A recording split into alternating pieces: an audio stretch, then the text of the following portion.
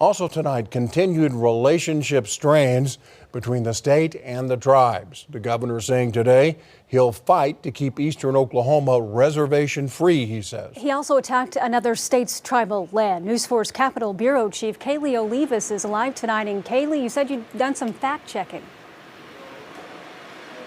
Yeah, Kevin, Joel, that's right. We spent the afternoon fact-checking some of those claims that the governor made earlier this afternoon in his State of the State address. Governor Kevin Stitt says Oklahoma can't operate as a state with two different sets of rules, especially when it's based on race. He says as a state, we're headed down a road that's very comparable to the Navajo Nation in Arizona. But that tribe tells me all those claims he made aren't true. His continued conflict with tribal leaders is unacceptable. Are we willing to risk everything to do the right thing? Or will we risk the dream of Oklahoma's future for personal gain? The governor using his State of the State address to double down against the tribes. Confusion, difficult, and divisive. Words Governor Kevin Stitt used to describe the aftermath of the U.S. Supreme Court ruling in favor of McGirt in 2020, which prohibits criminal cases involving tribal members on reservation land from being tried in state court. We are still operating under a confusing and conflicting patchwork of jurisdiction across our state.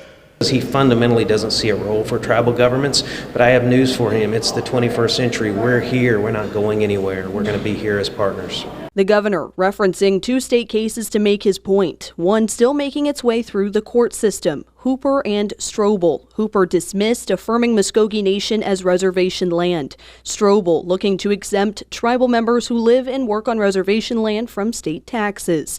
Cases like these, the governor says, are taking the state down the wrong path. Arizona has the Navajo reservation. And it is true, tribal members who live on the Navajo reservation do not pay taxes to the state of Arizona. With that, he claims Arizona doesn't fund public schools, build roads, nor sends Arizona Highway Patrol to enforce laws on Indian land.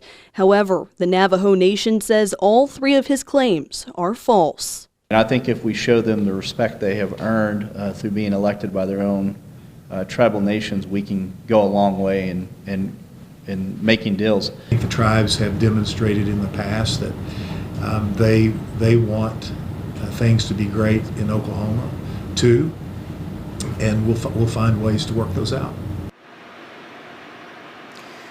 Well, News 4 has heard from several other tribes today, including the Chickasaw and Choctaw Nations. We'll have both of those statements up on our website. That's KFOR.com.